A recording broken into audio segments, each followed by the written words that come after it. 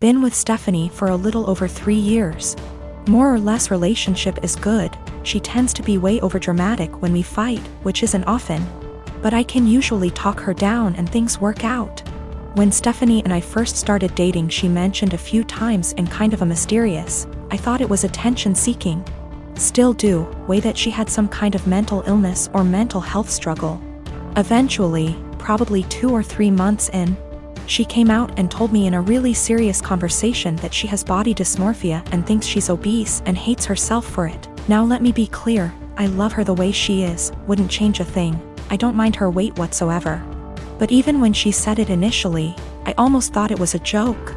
Stephanie is obese. I'm not good at guessing weight and she's never told me her weight, but I know she's 5 feet 4 inches and a size 22 in pants. She's by all standards obese. I don't mind it at all. I'm attracted to her. I think she's beautiful. I would never ask her to change a thing. It didn't come up again for a while, but last fall she took a psychology course for her college degree and they talked about mental illness, and it came back up. She came in one night almost happy, in a weird way, saying that she understands everything that's wrong with her because they talked about BD in class and it all makes sense. She has never been diagnosed by a medical professional and can't see a doctor for lack of health insurance. Ever since then, she talks about it a lot. I'm not one to poke at people just to poke, so I just let it be. But she talks about it all the time. She blames arguments we have on her BD. She uses it as an excuse to eat poorly and not take care of herself. Because she is straight up convinced that she is smaller than she is and that the person she sees in the mirror is a dysmorphic situation. She is part of an online BD support group and talks openly to me about how she's met people who finally understand her. And she gives them advice and guidance based on her struggle with BD. She's pointed to actresses like Mindy Kaling and compared the actress's body to her actual body versus BD body. And says it's nice to see herself represented on screen. No offense intended to my girlfriend, but that's not her body type. She is much bigger than that. I'm getting to the point where I don't know what to do. She uses it as an excuse for all her behavior. I honestly don't know if she truly thinks she has BD or if she just uses it to justify herself. When we first moved in together, she would cover all the sizes on the tags of her clothes with Sharpie so I wouldn't see them. She's since stopped doing that, or only does it when she remembers. But it made me think she might be aware of her size and just tries to pretend she has BD so no one can talk to her about it. I know this is a weird situation. I'd like to get her or us into counseling, but she doesn't have insurance and goes to a community college that doesn't offer student mental health services. I'm not sure what to do. I travel for work and my employer allows me to spend up to $100 / day on food. If I don't use it, I don't get to pocket the money. When traveling, I make sure to use the full $100 every day, so I'm eating very well. My wife is upset with me because I get to eat out for every meal at least 2 weeks a month. She says it isn't fair and I should just go to the grocery store and bring back food to my hotel. I've explained to her that it doesn't make sense since I don't get to keep the money if I don't use it. Every evening when I call her, she wants to know exactly what I ate. She can see the credit card statements reimbursed by employer, so she knows how much I spent. She'll see I spent $75 on dinner and start freaking out about how wasteful I am. I take her out for dinner at least 2 times a week when I'm in town, and she goes out several times a week with friends when I'm not in town. This whole thing just seems irrational, and it is really putting a strain on our relationship. I haven't gained any weight and am in great shape. I focus on quality of food much more than quantity. Most hotels have a small gym and / or a pool. I can't buy groceries or gift cards to bring home. It is against policy. I submit pictures of the receipts, so this wouldn't work. I track all my expenses and submit receipts for reimbursement weekly.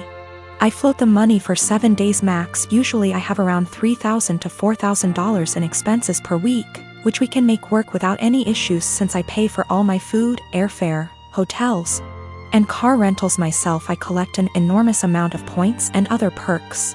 These points allow me to go on at least 2 vacations a year with my wife for next to nothing. We went to Spain early this year for 2 weeks and spent under $400 for the entire trip. Not using a company card is one of the best perks. Using a different credit card is not on the table. My wife and I have all our finances together. We both think it's important to be 100% transparent with money. We don't have any kids. She started a business selling Mary Kay a few years ago. She is working really hard to expand and find new customers. She likes the idea of being her own boss, and I try to do everything I can to support her. I'm rarely gone for 2 weeks at a time. Sometimes I'm gone for only 2 days. On average, a trip lasts 5 days and I go on 3 a month. A lot are saying Mary Kay is a pyramid scheme. I don't really know that much about the details of the business. I see a lot of women selling makeup, candles, and diet-related products, so I thought this was normal. We've put in around $50,000 over the past 2 years. Most of the money goes towards buying inventory and training seminars. I'll have to do some research to see what is going on. My day-to-day is anything but glamorous. I've spent more time in the airport than I even care to think about. Things go wrong often on the logistical side. My work can be very stressful, but I've gotten very good at managing the workload. My boss encourages us to use the full expense amount. He understands the stress involved traveling so much. He's actually working on increasing the amount to $140//day because of inflation. My best friend and I are quarantining at our apartment together. She's trans and has had trouble growing her hair out, so she wears wigs. She has some really cute ones in other colors that she wears for fun and stuff. But she has a standard everyday wig she wears most of the time. Lola never got the traditional girly childhood, so we've been making one for her in quarantine. We built a fort in the living room, have been making friendship bracelets, playing summer camp-style games. It's a lot of fun. Last week, Lola mentioned to me that she wanted to start a quarantine diary so that she could document her experiences for future generations. I actually thought it was really cool, and then we got on the topic of journaling and I told her about my first diary. One of those flismy lock diaries that every girl had as a kid. We bought matching ones as part of our Give Lola Her Childhood Back crusade. They took a little while coming in, but we got them on Friday. Saturday night, some of our friends from college decided to do an impromptu girls' night in. Lola was in the shower, so I answered the Zoom without her.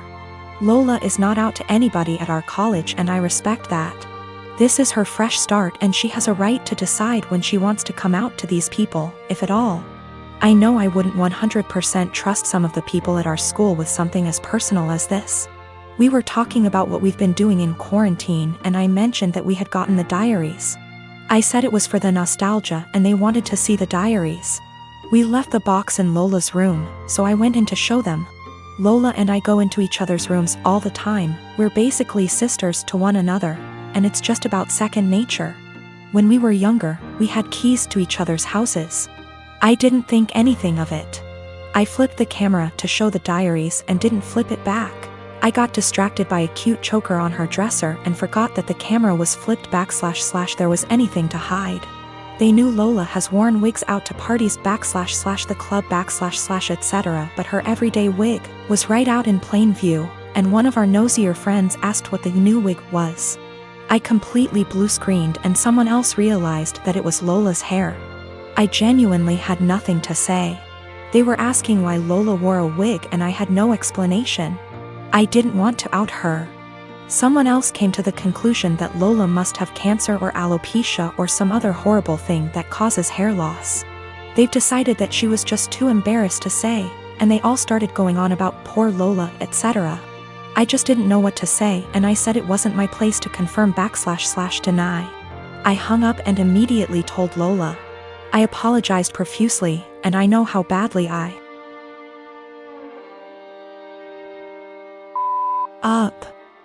I feel so guilty about it. But, understandably, she's upset. Now, she's being forced to decide whether or not to out herself. Lola, understandably, doesn't want to lie about having some serious disease and people are already trying to show support. At the same time, though, she doesn't want to have to come out. I don't know what to do. I want to support her, but she doesn't want to even see me right now. I've been married to my wife for 10 years and we're a mixed-race couple. I'm Asian and she's Caucasian. I've gotten along with her family, MIL, BIL, SIL, but I always felt like her father-in-law and other sister-in-law, Sarah, never liked me. I'm a professionally trained chef with 15+ years of experience, and I work at a high-end Chinese restaurant, a spin-off of a popular one in Beijing, in a large US city. My crew and I have won several awards, and I've been explicitly told I'll be the next executive chef. Sarah is also a professionally trained chef and works at a popular upscale French restaurant in the city. She constantly brags about it and, no joke, compares herself out loud to Ramsay and Bourdain. Whenever I'm at my mother-in-law and FIL's house and helping out in the kitchen, Sarah is always criticizing everything I do. Whether it's chopping, braising, marinating, etc., she always butts in with comments like, I think you should actually do X like this. I've been patient for my wife and sidestepping those comments, saying things like, thanks, but I think I'll stick to the way I do it. Things came to a head 2 weeks ago when my wife, FIL, MIL, and I were in her parents' kitchen prepping dinner for my MIL's birthday. We were running a bit behind, so things were heated, which I kind of like because it reminded me of work. And that's when Sarah walked in. She took one look at what I was doing, scoffed, and said something like, oh wow, okay, so that's not the right way of doing things. It hit a nerve, and I pretty sternly told her to stop criticizing my cooking and that I'm also a chef like her. She laughed and said, making kung pao chicken at some Chinese restaurant doesn't count. The kitchen went silent, father-in-law snorted / chuckled, and my mother-in-law yelled, Sarah, what is wrong with you? I stopped what I was doing, swore at her and called her a racist piece of shit, apologized to my mother-in-law for not being able to stay, and left for home with my wife. Apparently this caused a massive fight after we left, with my MIL / BIL / other sister-in-law taking my side and my FIL / Sarah saying, it was a joke but kind of true and that I was being too sensitive. The extended family somehow got wind of this, and now everyone is arguing and taking sides, with my wife even getting texts from some her cousins apologizing for Sarah's behavior. Despite being on my side, my wife is begging me to apologize so that the fighting will stop, but I refuse to because Sarah and her blatant racism. I'm a chef working at upscale Chinese resto, my sister-in-law is a chef at upscale French resto. She's critical of my cooking skills and has now called it making kung pao chicken at a Chinese restaurant. Family at war, wife begging me to apologize. My wife has also informed me that now Sarah may be in trouble at work and she's blaming me for it. Apparently one of her co-workers heard her rant about what happened and reported it to management. So it looks like one of my wife's cousins found this post and put it on Sarah's Facebook wall going, this is you, right? Her FB friends are starting to comment with things like, if this is you, Sarah, then I'm disappointed. I think Sarah's still at work, shit might be hitting the fan soon, and now my wife is pissed too. My wife got a call from SIL. From wife's paraphrasing. Sarah started screaming / crying at her the moment my wife picked up and said that she just got demoted because of her Asian slur husband. Apparently some of her co-workers have her on FB and showed the post to management, which combined with her earlier rant, double whammied her back to being a line cook, and now she might get fired. My wife solidly on my side after taking the verbal abuse from Sarah.